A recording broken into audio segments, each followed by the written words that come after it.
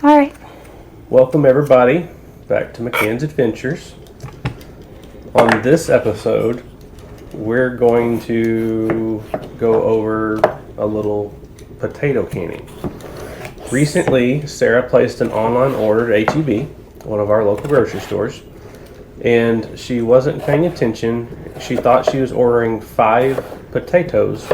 She ended up, 6 potatoes, and she ended up ordering 6 5-pound bags of potatoes. So now we have 30 pounds of potatoes in our kitchen, and we are going to go through the process of preserving them. So stay tuned.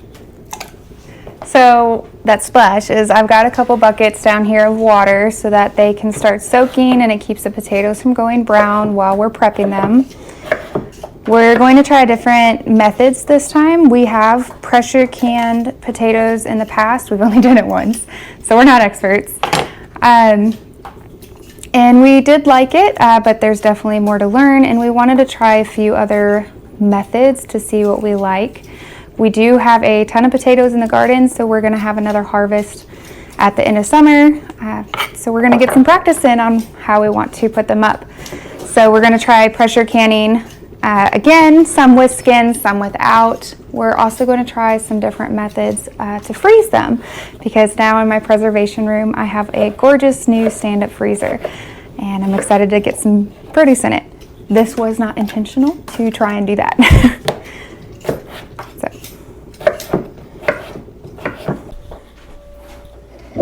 So now that Sarah and I have finished peeling and are finishing chopping all these potatoes that we are going to preserve today, Sarah is going to tell you a little bit about what methods that we're going to preserve and the next steps that we're going to take in this process. So right now in the sink we've got 2 big bucketfuls of chopped potatoes, some peeled, some unpeeled, that we are soaking to remove the starch.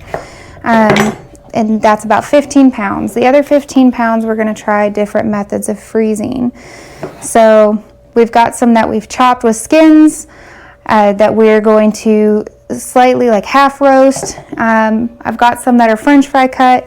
We'll go ahead and cook those just a little bit, let them cool, and put them in vacuum seal and freezer bags. The other half of the 15 pounds that we're going to be freezing, we are just chopping up, and I don't know why I'm in the habit of small dices, but we're just chopping up to boil, and we're going to make mashed potatoes, let those cool, and then we'll put those into vacuum seal and or freezer bags. So shouldn't be too much longer and we can actually start cooking. Let's see, how long has it been? It's been an hour. 1 o'clock, yeah, it's been just about an hour now that you've been processing. We've been peeling and chopping potatoes for an hour, so ready to move on to the next step. Okay, so we've moved back into our preservation room, and Sarah's got the first batch of potatoes that have been peeled, cut, and cooked and blanched. We've got mashed potatoes, we've got cube potatoes with skin, we've got steak potatoes. We have a vacuum sealer over here that we are going to go ahead and get prepped and get ready to finish vacuum sealing them so we can put in our freezer. Okay, you're gonna have to teach me how to use this though, because I actually don't know what I'm doing. Okay. So we've got to seal off and end. Mm-hmm. So the first thing you're going to do is you're going to place it all just past this strip. This Okay. is where the heat strip is at. You'll close it, lock it, and seal. That seems incredibly easy. It is. Okay, so that is now sealed. You For the bag. Yeah. You'll now fill it from that end.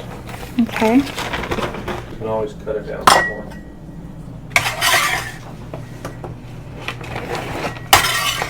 Well, I want it to lay flat, so I wanted to give them enough room. The vacuum sealer may actually try to match those, which we can always tell it to cancel and go ahead and seal early.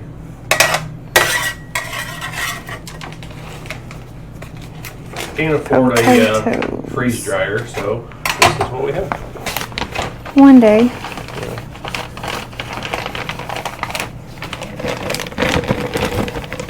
Yeah, so I have way too much in there, huh? Yeah. Or way too much bag? I'd probably cut it off like that. Okay. Because you need to be able to stick it in here.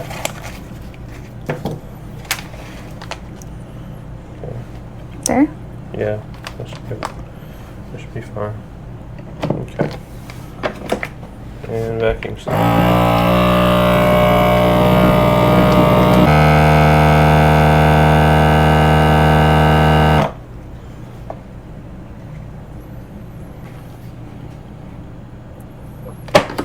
Okay, there you go. We have our first bag of potatoes. All right, one down. Okay. Let me haul this to the sink. All right, well that is done, and we have all of our potatoes that are going to be going in the freezer. So we have the ones that we roasted in the oven. These were blanched, and then we have mashed potatoes. So now we get to put those in the freezer and move on to our canning potatoes. So these are all the blanched ones, right? Yep. Okay.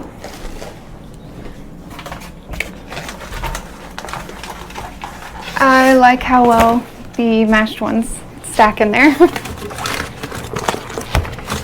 But I have loads of room. And that's done. We got done with the potatoes that we processed for the freezer. So now we're going to put up the ones that we are processing for water baths. We used our dishwasher to help sterilize and get these jars hot. Only can fit 7 in there.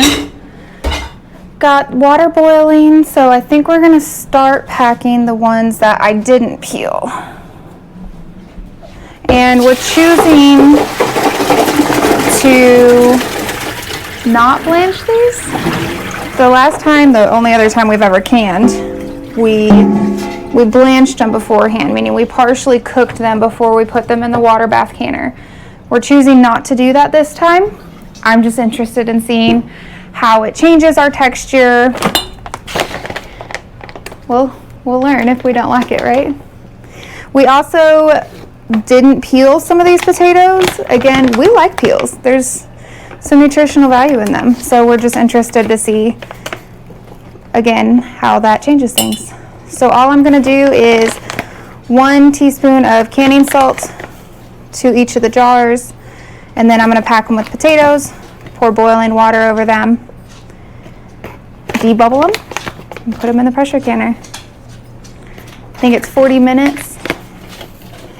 So, I think you said 40 minutes at 10 pounds PSI? yeah, I think for our altitude, that's what we're supposed to do. Okay. As I make a mess with. So we got the pressure cooker working on coming up to temperature. It's been starting to bring the water up to a boil for about 20 minutes now, while we were working on other steps in the process.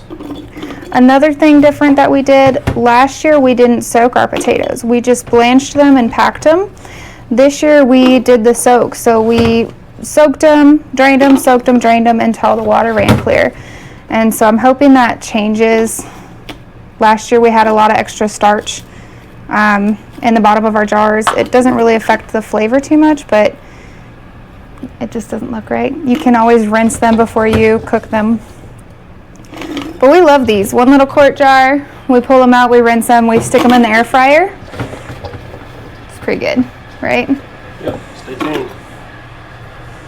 So we only want a couple inches in the bottom. We're not water bath canning, we're pressure canning. And so I think I filled this just a little too much. Yep, especially once you put all the jars in there. Yep, so I'm gonna take a little bit out. I think that might be good. What do you think? 1 more? Yeah, I'd take at least 1 more out. That should be good. Okay.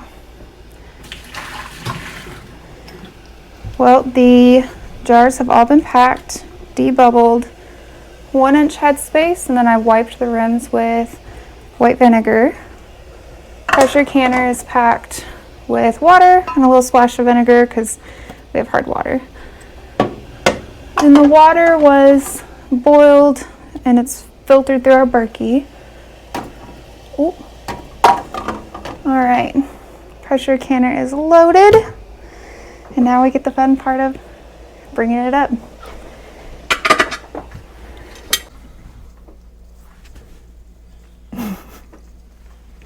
This is the hardest part of the whole process. Waiting for it to be ready. Yes. I'm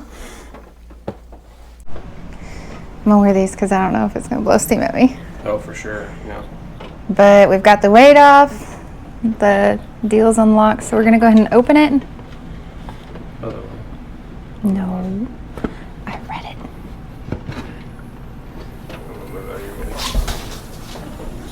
All right. Yay! No broken ones. All right, dog, Toby, move. scooch.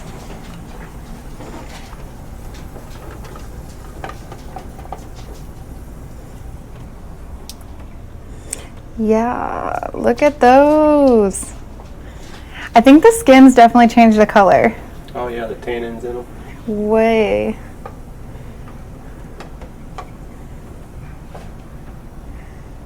All right.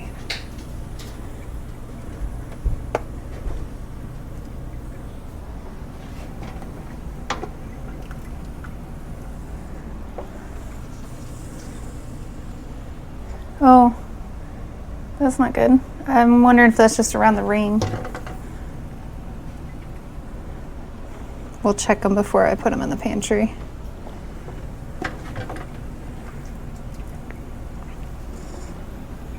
All right, so that is the first round. We've got one more. That is, look at all of those bubbles. There we go. I'll go ahead and get some water boiling.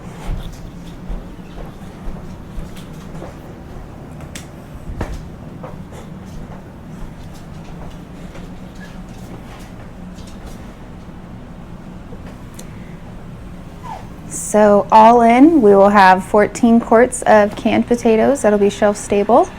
And we have all of those others that we vacuum sealed and put into the freezer. It's going to be a learning curve on if we like textures and flavors and how everything cooks up. It's been fun to try though. Thanks for joining us.